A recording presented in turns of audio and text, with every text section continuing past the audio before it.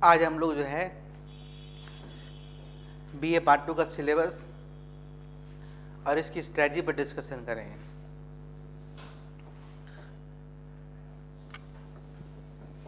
देखिए, ये जो बीए पार्ट 2 है,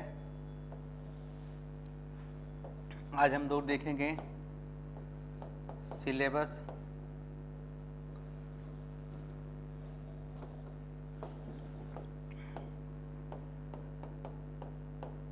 एंड स्ट्रैटेजी, पाठ्यक्रम एवं रणनीति। सबसे पहले ये जो बैच है, इस बैच में हम लोग जो है वो सभी विद्यार्थी पढ़ेंगे जो पटना यूनिवर्सिटी को छोड़कर है, पुराने वाले से। पटना यूनिवर्सिटी का सिलेबस कुछ अलग है, जिसके लिए भी अलग बैच होगा नेक्स्ट वीक में। Pataliputra, Munger university, Bihar university, Purnia university, बीना भाई यूनिवर्सिटी, जितने सभी यूनिवर्सिटी हैं सभी का सिलेबस इसमें लोग कवर करेंगे। वैसे इसमें बता दें कि हम इसमें क्या क्या पढ़ेंगे। तो समानता जो पाटलिपुत्रा हैं या फिर बिहार यूनिवर्सिटी हैं या मगध यूनिवर्सिटी हैं, इसको जो है पार्ट 2 में, यानी कि जैसे बीए पार्ट 1 आप लोग कर लिए हैं, कुछ लोग एग्ज़ाम देने वाले हैं, तो जो बीए पार्ट 1 है उसमें होगा आपका पेपर 1 और बीए, और एक होगा पेपर 2, एक होगा सब्सिडरी 1, सब्सिडी 2, कोई पॉलिटी, कोई हिस्ट्री, कोई इंग्लिश रखे होंगे, एक लैंग्वेज होता है।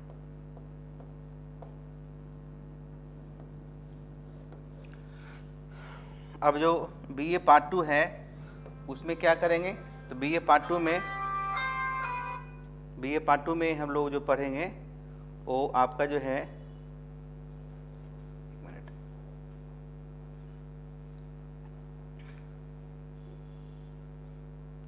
है ना, बीए पार्ट 2 में है जो हम लोग पढ़ेंगे। तो बीए पार्ट 2 में तो सबसे पहले आप देखिएगा होगा पेपर 3, बहुत लोग की भी मालूम नहीं है ना जी, और पेपर 4, क्योंकि एग्जाम में ही लिखा रहता है ना पेपर 1, पेपर 2, पेपर 2, इसलिए लोग कंफ्यूज कर जाते हैं, तो इसलिए भी ज़रूरी सीखना है। अब इसमें भी होगा एक सब्सिडरी 1, एक सब्सिडरी 2 और प्लस एक लैंग्वेज, इस तरह से पढ़े होंगे। अब जो लिख लीजिएगा, पहले हम थोड़ा बता दें, जो पेपर 1 था इसलिए क्योंकि अब वही गया उसमें माइक्रो इकोनॉमिक्स, और पेपर 2 में जो था वो था मैक्रो इकोनॉमिक्स। कुछ यूनिवर्सिटी में, कुछ विश्वविद्यालय में पेपर 1 में था आपका माइक्रो, और पेपर 2 में था आपका इंडियन। कुछ जैसे कि JP university, Bhagalpur university, Munger university, ये सब में इस तरह से था। लेकिन पार्ट 1, पार्ट 2 और पार्ट 3 करते हैं ना, तो सब मिला के एक ही हो जाता है, समझ गए। किसी को ये था उसी तरीके से, यानी कि आप लोग जो हैं इसमें पेपर जो 3 है, यानी पेपर 3 में क्या पढ़िएगा, तो इंडियन इकोनॉमी, भारतीय अर्थव्यवस्था,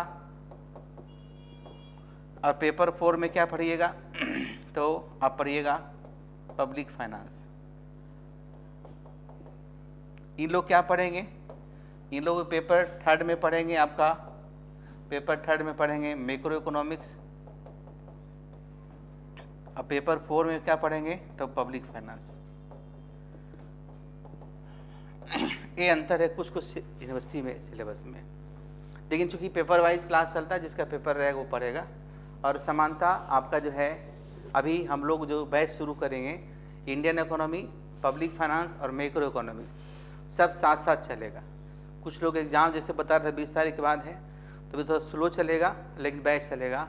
बैच जो चलता है आप लोग का जो है मंडे टू फ्राइडे, पार्ट 3 में है मंडे टू सैटरडे, आप लोग का मंडे टू फ्राइडे है। लेकिन अभी जो क्लास चलेगा रेगुलर चलेगा मंडे टू फ्राइडे, लगातार एक ही पेपर चलेगा, इंडियन इकोनॉमी चलेगा।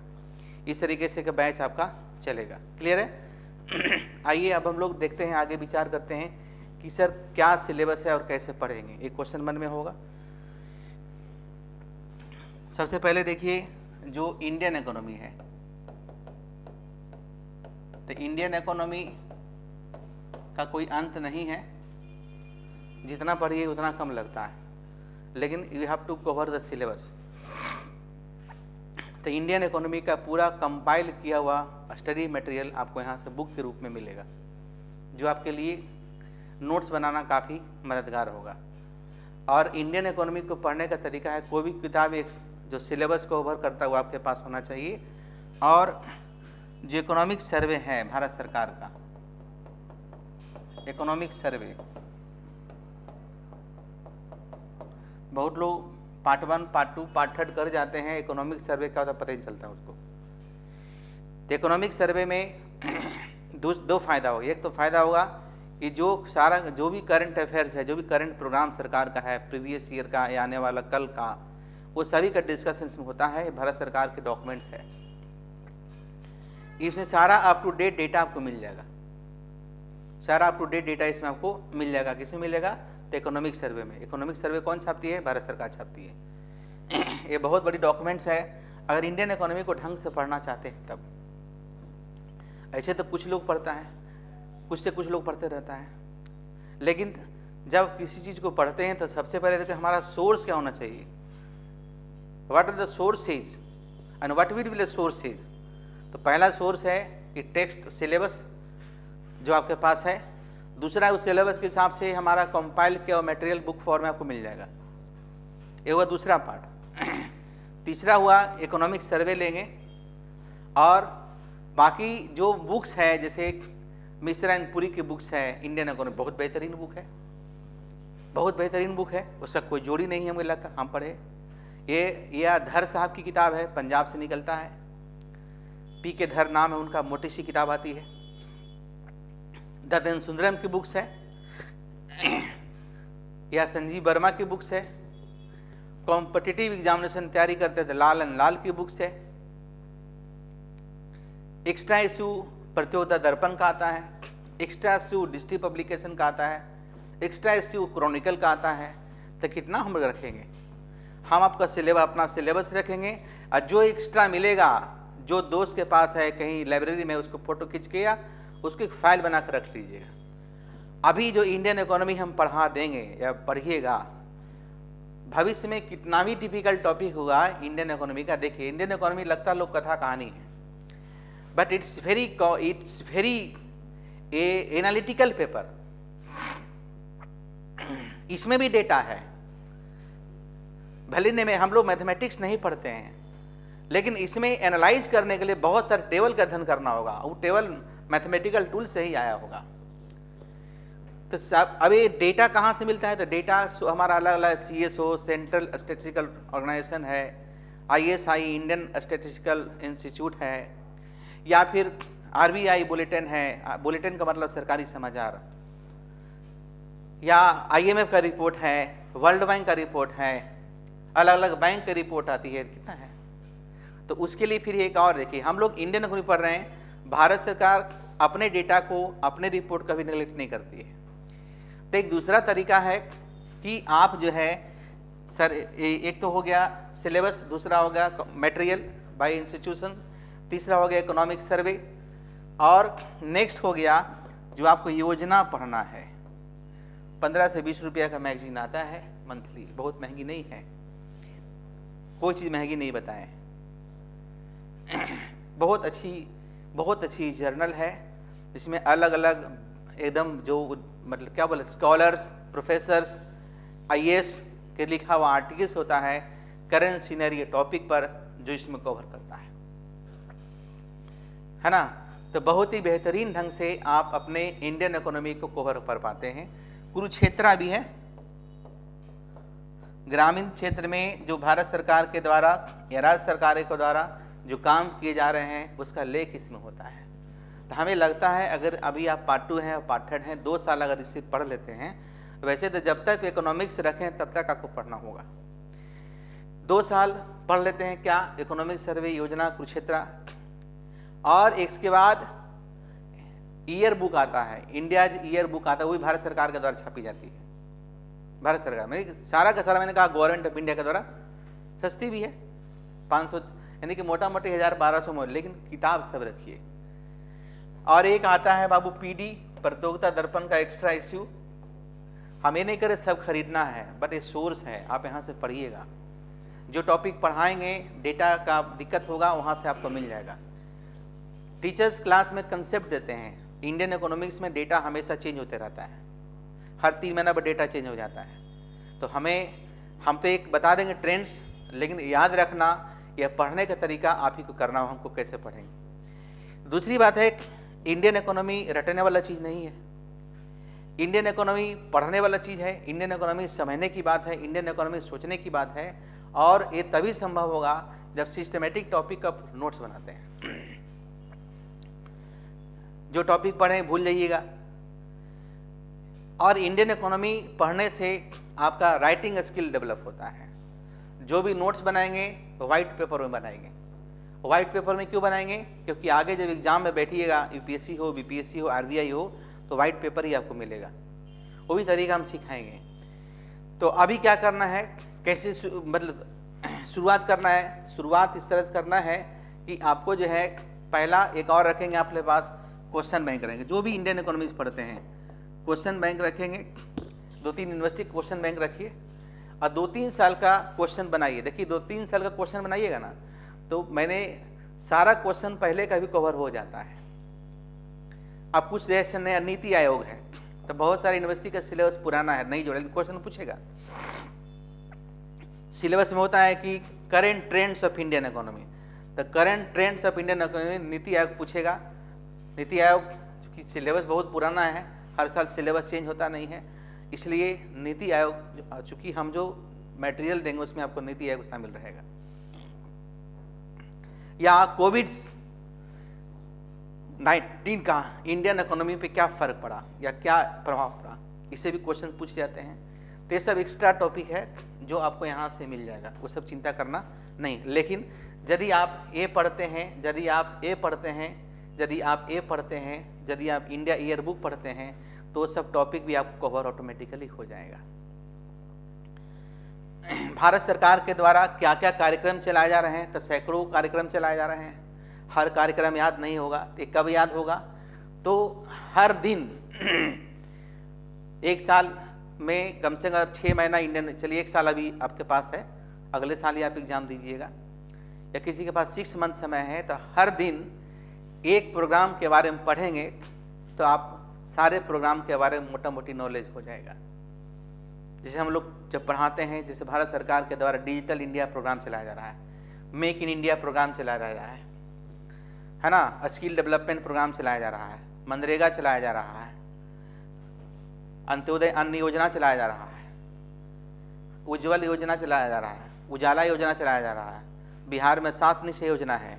तो बहुत सारी योजना है, पोशाक योजना है, साइकिल योजना है, किसी राज्य का लैपटॉप योजना है। तो जब इंडियन इकोनॉमी पढ़ेंगे तो आप हर राज्य के बारे में तो पढ़ लेंगे। लेकिन चूंकि अगर हम लोग यहाँ हैं तो हमारा जो 7 निश्चय योजना है बिहार सरकार का, वो अलग अलग राज्यों में भी अध्ययन किया जा रहा है कि भाई क्या आखिर क्या ऐसा सफल है। तो एक राज्य कोई कार्यक्रम शुरू करता है, जैसे मिड डे मील स्कीम है, तो ऐसे बहुत सारे स्कीम है। तो जैसे जैसे ये अपने आप हो जाए, कैसे हम आपको 10-15 को सुना दिए, तो उसी तरीके से जैसे कि हर सरकार है तो हर साल कुछ न कुछ योजना शुरू करती है, और वो सफल हो ना सफल हो बात की बात है। लेकिन आपको हर योजना पे आपको आयुष्मान योजना है, बहुत सारी योजना है ना। तो क्वेश्चंस ऑब्जेक्टिव जो आजकल पूछता है उसमें ये महत्व बढ़ गए योजनाओं का कि कब आया, किस लिए आया, कौन से डिपार्टमेंट इसको कंट्रोल करती है। सेंट्रल गवर्नमेंट, जैसे कि मिड डे मील के लिए इसमें 100% सेंट्रल गवर्नमेंट देती है। मनरेगा है तो सेंट्रल गवर्नमेंट देती है, उसमें राज्य सरकार की भूमिका होती है। कुछ कार्यक्रम ऐसे होते हैं जो पूरी तरीके से सेंट्रल स्पॉन्सर्ड है, कुछ ऐसे होते हैं जो सेंट्रल और राज्य स्पॉन्सर्ड है, और कुछ ऐसे होते हैं जो सिर्फ राज्य के स्पॉन्सर्ड है, कुछ जैसे केंद्र के स्पॉन्सर्ड प्रोग्राम है। तो ऐसे बहुत सारे कार्यक्रम चलाए जा रहे हैं। तो हालांकि उसमें शॉर्ट क्वेश्चन में पूछता है, लेकिन अब आप लोग को ऑब्जेक्टिव क्वेश्चन में पूछ रहा है, तो ऑब्जेक्टिव क्वेश्चन के लिए तो आपको ध्यान में रखना। हालांकि जब हम टॉपिक पढ़ाते हैं तो कवर हो जाएगा। लेकिन मेरा काम है कि हम एक स्ट्रेटजी बता दें कि देखिए हम बता रहे हैं, दैट मीन्स अगर आप पढ़ रहे हैं दैट मीन्स मेरे बताने के कारण पढ़ रहा है। तो अगर जो हम बताएं किस तरह से पढ़ेंगे, हालांकि ऑब्जेक्टिव क्वेश्चन हम टाइम टू टाइम अपडेट करते रहते हैं। जैसे कि हमारे के यहाँ एक ओल्ड स्टूडेंट्स का ऐप पे ग्रुप बन रहा है, उसमें ही आप लोग जुड़ जाइएगा। उसमें आपको फ्री में करंट अफेयर्स का क्वेश्चन, WPS का मतलब weekly practice set, weekly practice set में इकोनॉमिक्स से क्वेश्चन को GS से क्वेश्चन आपको होता है, जो कि आगे दो चीज़ में, पार्ट थर्ड में GS है उसमें मदद करेगा, अब पार्ट थर्ड के बाद फिर टेस्ट है PG करने के लिए, उसमें ही आपको मदद करेगा। या PG नहीं करते हैं, किसी दूसरे एग्जाम में बैठते हैं बैंक में, SSC या IPSC, तो हर में वो आपको मदद करता है। वो WPS सबके लिए फ्री ऑफ कॉस्ट आपको मिलेगा, या तो वेबसाइट में मिलेगा या तो फिर हमारे ग्रुप में आपको जोड़ देंगे। वो ग्रुप में चल जाइएगा, उसमें प्रिंट नहीं कर सकते लेकिन पूछ सकते हैं, तो आपको मोटा मोटी आइडिया मिल जाएगा। इंडियन इकोनॉमी एक GS का पार्ट है। जितने भी कॉम्पिटिटिव एग्जामिनेशंस होते हैं खासकर UPSC के द्वारा या BPSC के द्वारा, उस सभी में इंडियन इकोनॉमिक्स पेपर का बहुत बड़ा महत्व होता है। हालांकि इंडियन इकोनॉमी लोग पढ़ने वाले कथा कहानी की तरह पढ़ते हैं, उसको छोड़ देते हैं, लेकिन इंडियन इकोनॉमी पढ़ते हैं, अच्छे तरीके से पढ़ते हैं, तो पूरे इंडियन इकोनॉमी का स्ट्रक्चर के बारे में आप जान पाते हैं। क्लियर? इस तरीके से आप पढ़िएगा। अब देखिए सर हम क्या पढ़ेंगे, कैसे पढ़ेंगे, तो सबसे पहले 5-6 क्लास तो आपको इंडियन इकोनॉमी को समझने में लगेगा। 5-6 क्लास जो है इंडियन इकोनॉमी को समझने में लगेगा। तो क्या होगा, देखिए हम लोग सबसे पहले शुरू ही करते हैं इंडियन इकोनॉमी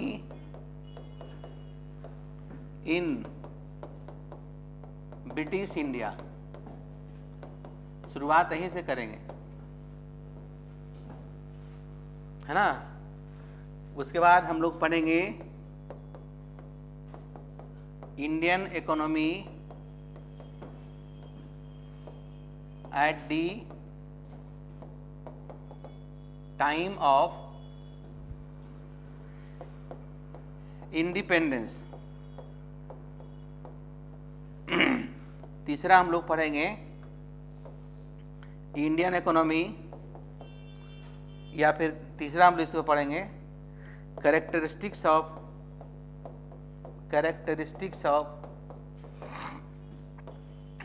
इंडियन इकोनॉमी।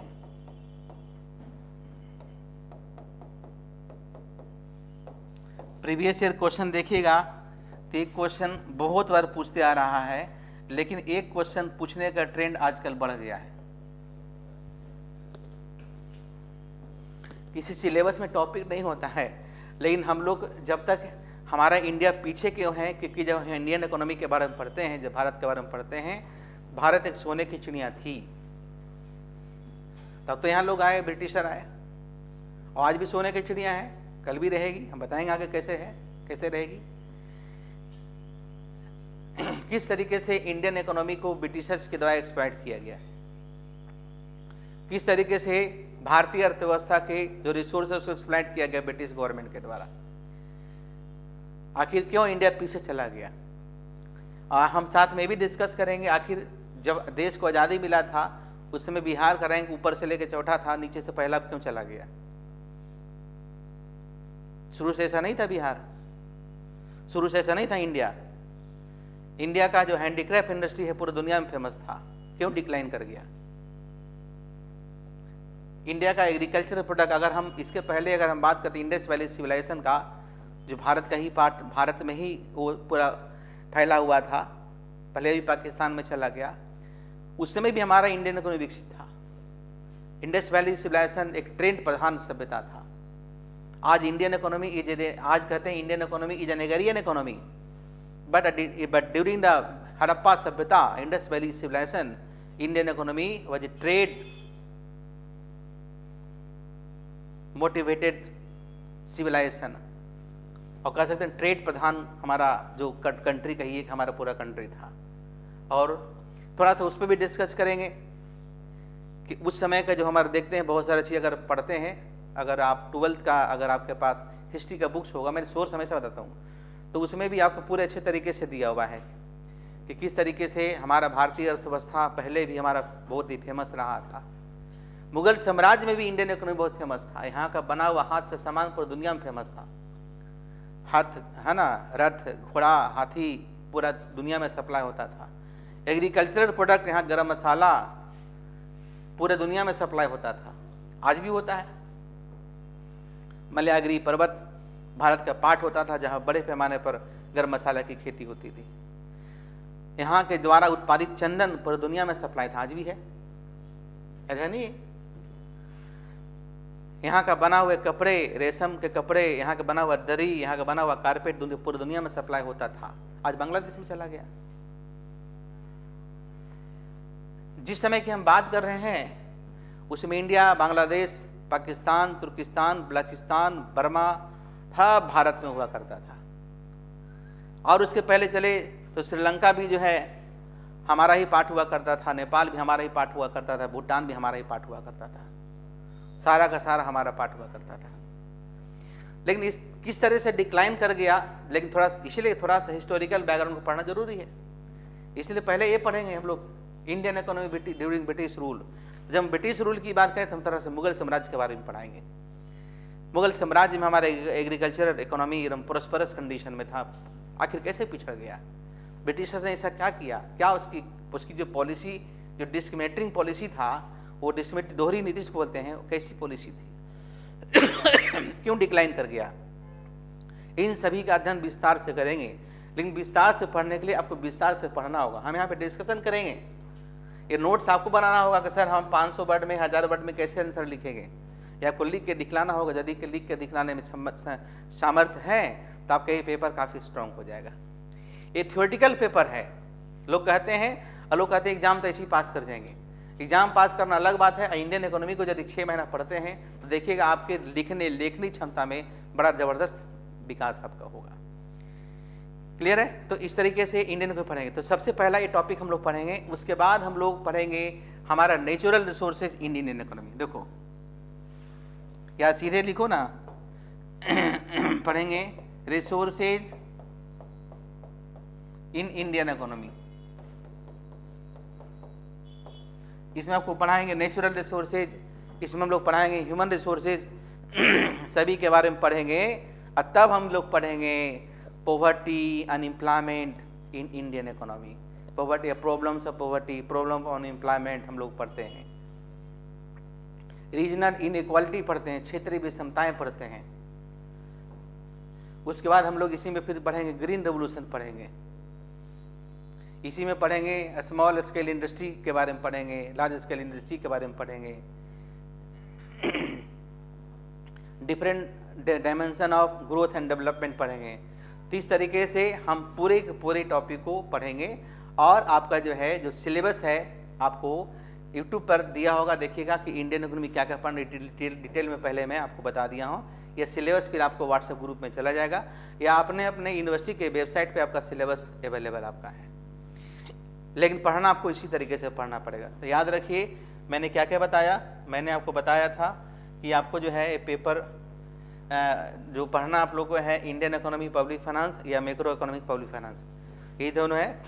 उसके बाद आप देखे थे मैंने कुछ डिस्कस किया था, बुक्स के बारे में बताए थे कि आपको किस तरीके से पढ़ना है। तो पहले तो आपका सिलेबस है, दूसरा आपका जो स्टडी मटेरियल संस्था की ओर से मिलेगा, तीसरा क्या है, तीसरा आपका मैंने बताया था इकोनॉमिक सर्वे है, चौथा मैंने बताया था योजना कुरुक्षेत्र है, पाँचवा ईयर बुक ले लीजिएगा, लेना नहीं है लाइब्रेरी में अवेलेबल रहता है सब, या तो फिर एक एक व्यक्ति सब लेके, मान लीजिए इसमें 30 बच्चे 40 बच्चे रहते हैं तो आपस में मिलजुल के भी आप पढ़ाई कर सकते हैं।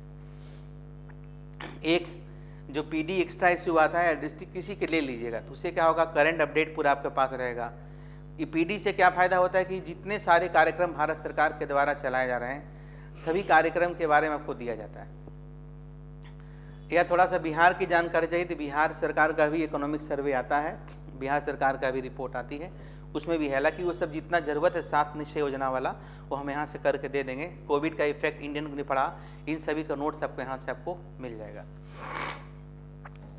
ठीक है,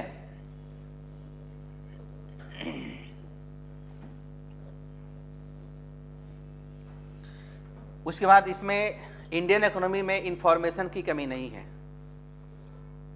आरबीआई के वेबसाइट पे जाइएगा तो उसमें बहुत सारा रिपोर्ट मिलेगा, आईएमएफ के वेबसाइट पे जाइएगा तो बहुत सारा रिपोर्ट मिलेगा, वर्ल्ड बैंक के रिपोर्ट जाइएगा तो वहाँ बहुत सारी वेबसाइट आपको रिपोर्ट मिलेगा, गवर्नमेंट ऑफ इंडिया के वेबसाइट पे जाइएगा तो सारा रिपोर्ट मिलेगा। गवर्नमेंट ऑफ इंडिया का जो वेबसाइट है उसमें अलग अलग डिपार्टमेंट का है, तो कम से कम रात में जब बैठते हैं मोबाइल पर गाना सुनने के लिए या मूवी देखने के लिए, तो आज के बाद वो भी खोलना शुरू कर दीजिए, कम से कम फुल फॉर्म तो याद रहेगा। मिड डे मील स्कीम शुरू करते हैं तो कौन डिपार्टमेंट चला रहे ये भी क्वेश्चन पूछता है, कब आया, सेंट्रल गवर्नमेंट का कितना फंडिंग होता है, 100%, 75%, 80-20 इस तरह से देता है। तो आप जैसे उजाला स्कीम है, उज्ज्वला स्कीम है, एक है गैस के लिए, एक है बिजली के लिए, कौन गैस के लिए कौन बिजली के लिए आपको पता चलेगा, कब शुरू हुआ ये पता चलेगा, कौन सरकार शुरू की ये भी पता चलेगा। जैसे आपका है जनधन योजना है, तो भाई मोदी जी ने शुरू किया, कब शुरू किया, क्या इसका प्रभाव पड़ा। तो देखिए जो हम लोग कहते हैं आपस में वो अलग है, लेकिन जो सरकार का रिपोर्ट है वही तथ्य सही होता है। ठीक है, क्रिटिकली एग्जामिन करेंगे, जब भी कोई आंसर लिखेंगे क्रिटिकली एग्जामिन में तो हमको शिकायत करना है, हमको नाराज़गी जाहिर करना है, लेकिन किसी गाली नहीं देना है। अगर चूँकि कोई भी पॉलिसी होती है तो उसमें सब में अच्छाई होती है, सब में कुछ बुराई होती है, तो कुछ कमियां हैं तो कमी के साथ समस्याओं को बताएं, मतलब कमी के साथ उस कमी को दूर कैसे किया जाएगा इसका भी डिस्कशन करें आंसर में। जैसे भारत सरकार के द्वारा मिड डे मील स्कीम जो चलाया जा रहा है उससे भारतीय समाज पे क्या फर्क पड़ा, अच्छा है, कुछ राज्य इसको भरपूर उपयोग किया, कुछ राज्य इसको गलत तरीके से उपयोग। तो देखिए कोई भी सरकार कोई भी स्कीम लाती है तो अच्छाई के लिए लाती है, भलाई के लिए लाती है, वेलफेयर के लिए लाती है। उसमें कुछ लोग जो होते हैं, कुछ अधिकारी होते हैं, कुछ लीडर्स होते हैं, या कुछ जो उसको चलाने वाले होते हैं वो बेईमान हो जाते हैं। अब जैसे कि 100 ग्राम चावल देना है ट्रेन में तो देगा 75 ग्राम, 25 ग्राम खा जाएगा, लेकिन अगर सही तरीके से भी काम करें तो भी उसको कुछ ना कुछ बचेगा, क्योंकि हर व्यक्ति 100 ग्राम चावल नहीं खाता है, कुछ 50 ग्राम खाता है, कुछ 25 ग्राम खाता है, कुछ खेबन करता है। तो इस तरीके से जब आप मिड डे मील स्कीम है तो मैंने एक एग्जाम्पल समझाया कि 100 ग्राम चावल देना है, 50 ग्राम दाल देना है, उस हिसाब से फंडिंग भी होता है, रसोई के लिए पैसा ही मिलता है, और उसको उद्देश्य से खाना नहीं खिलाना है, उसका उद्देश्य है बच्चों को स्कूल में पहुंचाना, उसका उद्देश्य है इंक्लूसिव ग्रोथ, सबका साथ सबका विकास। जो भी पॉलिसी सरकार की होती है उसका मुख्य उद्देश्य क्या होता है, हम समाज में अधिक से अधिक वेलफेयर का काम चलाने का पीछे उद्देश्य होता है कि हम जो है इंक्लूसिव ग्रोथ करें। आज महिलाओं के लिए आरक्षण की जो बात होती है सरकार ने दिया, या जो पोशाक के तहत पैसा, पोशाक योजना के तहत पैसा, साइकिल के तहत पैसा, मैट्रिक के बाद पैसा, इंटर के बाद पैसा, ग्रेजुएशन के बाद पैसा, उसके बाद यूपीएससी के लिए पैसा, बीपीएससी क्या है, ये सब इंक्लूसिव ग्रोथ का एक पार्ट है। सरकार की एक पॉलिसी है कि अगर इस तरीके से करेंगे तो महिलाएं भी पुरुष के बगल में बैठ के पढ़ने के लायक होगी। रिजर्वेशन का ऑब्जेक्टिव क्या होता है, हम सभी को मुख्य धारा में लाना, लेकिन जब सभी मुख्य धारा में आ जाएंगे तो रिजर्वेशन होगा नहीं, ऑटोमेटिकली खत्म हो जाएगा। इसमें समय लगता है। और इंडियन इकोनॉमी एक पॉलिटिकल इकोनॉमी है। इंडियन इकोनॉमी को समझने के लिए आपको इंडिया का पॉलिटिकल स्ट्रक्चर भी समझना होगा। हॉस्पिटल बनेगा तब रोजगार बढ़ता है, मंदिर बनेगा तो भी रोजगार बढ़ेगा, दोनों का अलग अलग दो तरह की विचारधारा वाले होते हैं ना जी, कि भाई मंदिर बन रहा है, एयरपोर्ट बना, रोड बना, मकान बना, होटल बना, हॉस्पिटल बनेगा। तो इकोनॉमी में दोनों, हम लोग इकोनॉमिक पॉइंट ऑफ व्यू से सोचेंगे, हम लोग किसी को पॉलिटिकल पॉइंट ऑफ व्यू से सोचना नहीं है कि हमारा इकोनॉमिकल इसका फायदा क्या है। तो कुछ भी कार्यक्रम सरकार के द्वारा होती है, और देखिए कोई भी पैसा जब सरकार खर्च करती है रोड बनाने में, किसी भी इंफ्रास्ट्रक्चर को विकास करने में, तो वहाँ रोजगार बढ़ता ही है। अब जब रोजगार बढ़ेगा इनकम बढ़ेगा, इनकम बढ़ेगा कंजम्पशन बढ़ेगा, कंजम्पशन बढ़ेगा डिमांड बढ़ेगा, डिमांड बढ़ेगा प्रोडक्शन बढ़ेगा, प्रोडक्शन बढ़ेगा रोजगार बढ़ेगा, एम्प्लॉयमेंट होगा, एम्प्लॉयमेंट होगा इनकम। इस तरह से जैसे ही हमारा एक साइकिल चलते रहता है। जैसे हम लोग जब पढ़ते हैं माइक्रो और मैक्रो इकोनॉमिक्स, तो मैक्रो इकोनॉमिक्स पढ़ते हैं ना, एक है क्लासिकल व्यू जो कहता है supply creates its own demand, कि मार्केट में सप्लाई कर दो, डिमांड अपने आप क्रिएट होगा, क्योंकि जब सप्लाई होगा प्रोडक्शन होगा, प्रोडक्शन होगा तो एम्प्लॉयमेंट होगा, एम्प्लॉयमेंट होगा तो इनकम होगा, इनकम होगा तो डिमांड होगा। एक तरफ केन्स कहते हैं कि डिमांड क्रिएट्स ओन सप्लाई, बोले कि डिमांड कब होगा, तो सरकार जब खर्च करेगी। केन्स कहते हैं ना 1929 का जो ग्रेट डिप्रेशन था उसमें कहा रोजगार बढ़ाना है, तो मिक्स्ड इकोनॉमी पॉलिसी को प्रमोट किए कि सरकार को रोड बनाना चाहिए, सरकार को डैम बनाना चाहिए, पुल बनाना चाहिए, हॉस्पिटल बनाना चाहिए। और जब रोड सही है लेकिन रोजगार नहीं, रोड तोड़ दो फिर रोड बनाओ, केन्स कहते हैं। क्योंकि किसी भी समाज में, किसी भी परिवार में जब रोजगार लोगों को मिलता है तो परिवार व समाज सुखी रहता है। कोई परिवार में उपद्रव कब लोग मचाते हैं, जब बेरोजगार होते हैं। जब समाज में हर लोग काम में लीन होते हैं, तुम्हारे घर में 5 लोग हैं, 5 में 4 लोग अगर काम करने वाला है तो झगड़ा कम होता है। झगड़ा तो होता है लेकिन उसकी जो इंटेंसिटी वो कम होती है। इसीलिए केन्स कहते हैं कि अगर अर्थव्यवस्था में शांति है तो रोजगार को देना जरूरी है, और उसके लिए उन्होंने कहा था डिमांड क्रिएट्स ओन सप्लाई। फिर एक आया मॉडर्न इकोनॉमिक्स, बोलते दोनों जरूरी है, डिमांड साइड सप्लाई साइड। एक सप्लाई साइड की बात करते हैं, एक डिमांड साइड की बात करते हैं, और कालांतर में कहते हैं दोनों होना चाहिए। पॉलिसी दोनों तरह का सफल है। तो जब आप इंडियन इकोनॉमी पढ़ते हैं और इंडियन इकोनॉमी समस्याएं देखते हैं तो उस समस्याओं को दूर कैसे किया जाएगा, तो इस समस्याओं को दूर करने के लिए, है ना, इन समस्याओं को दूर करने के लिए भारत सरकार के द्वारा अलग अलग जो पॉलिसी चलाई जा रही है, अलग अलग प्रोग्राम जो चलाए जा रहे हैं, अलग अलग स्कीम चला रही है, उसका इम्पैक्ट क्या पड़ेगा। तो जितना चैप्टर पढ़ेंगे हर में कुछ ना कुछ अपडेट आपको मिलेगा। जैसे अभी सबसे बड़ा मुद्दा है इन्वायरमेंट प्रोटेक्शन का, तो देखते हो inclusive growth and sustainable development. Sustainable development एक टॉपिक पढ़ना आपको है, और एक सस्टेनेबल डेवलपमेंट का क्वेश्चन आजकल बहुत पूछता है कि सस्टेनेबल डेवलपमेंट क्या है। लेकिन एक चीज़ और हम आपको बता दें, देखो जब इंडियन इकोनॉमिक्स में पढ़ते हो,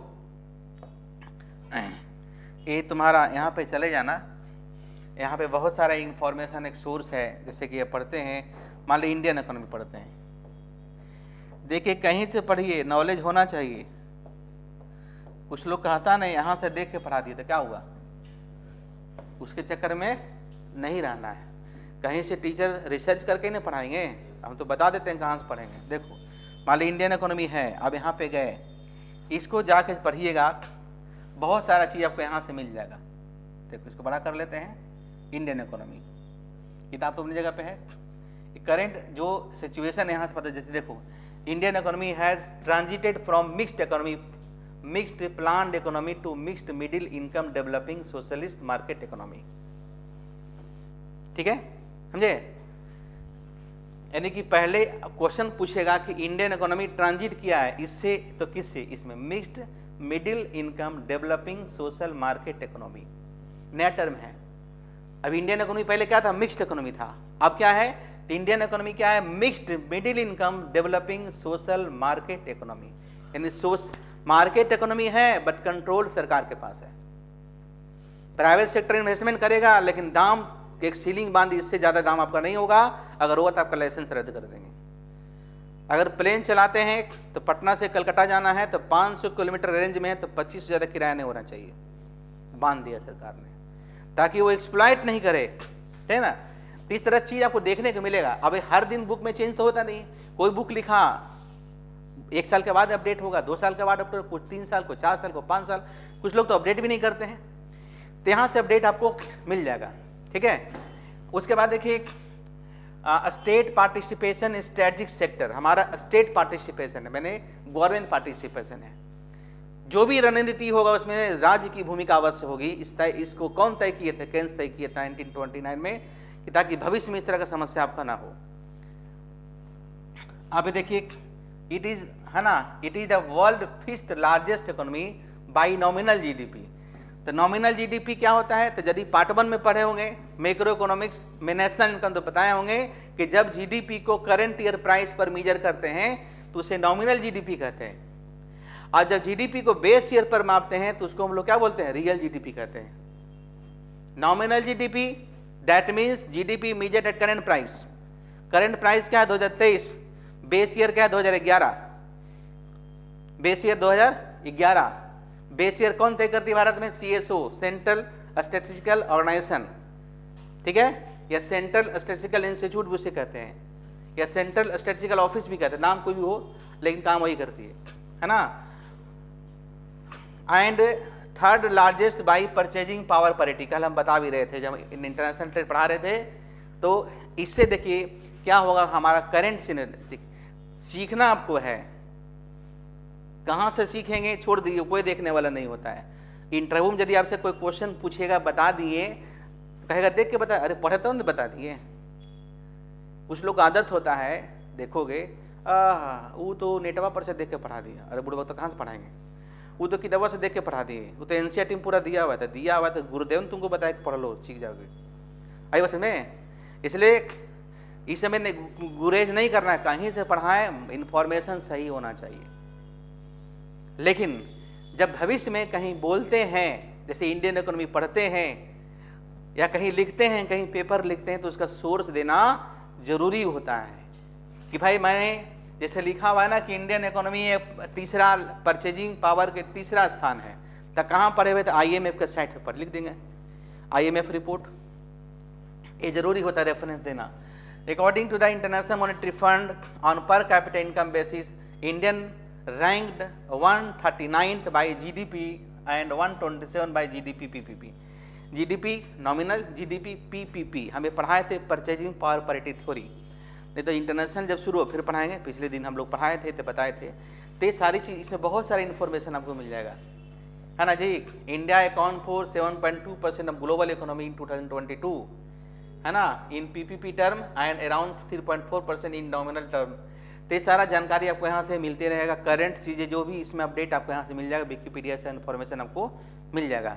नोट्स बनाइएगा, तो इसमें से कुछ ज़रूरत होगा डालने में, कोई गुरेज करना नहीं है।